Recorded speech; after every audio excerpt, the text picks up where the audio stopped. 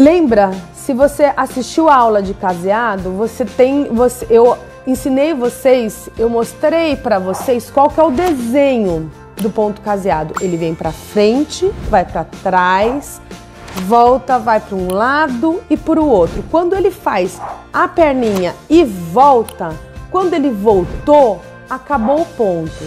Então, quando você está no meio do ponto, não vira, termina o ponto para depois você virar o seu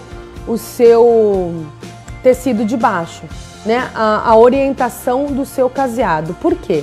Porque quando ele volta, se não tiver no final do ponto, ele pode fazer o ponto para fora do caseado, né? Aqui tá o limite do seu tecido, ele faz para fora a perninha. Daí fica parecendo uma aranha, né, o caseado, ao invés de ficar bonitinho, fazer a curva direitinho.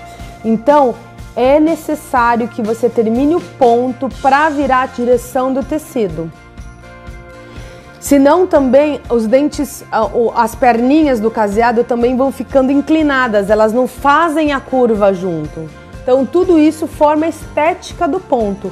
Você terminar e virar o tecido no momento que ele finalizou, vai fazer primeiro o ponto não sair da aplicação e a estética do seu caseado ficar bonita, tá bom?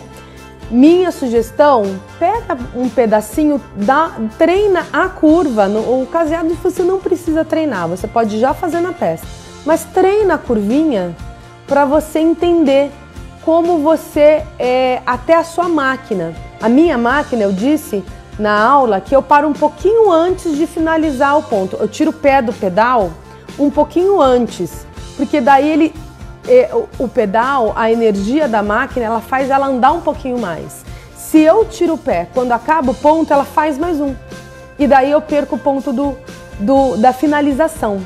Então eu termino um pouquinho antes e cada máquina é de um jeito. De repente, porque o piso mais acelerado, ele tem uma energia que leva a máquina para mais um ponto. Se você faz ele menos acelerado, não vai ter essa energia da própria máquina, né? Porque a máquina, ela tem uma corrente elétrica. Então você tem que entender o funcionamento da sua costura na sua máquina, tá? Mas é importante que você finalize no ponto.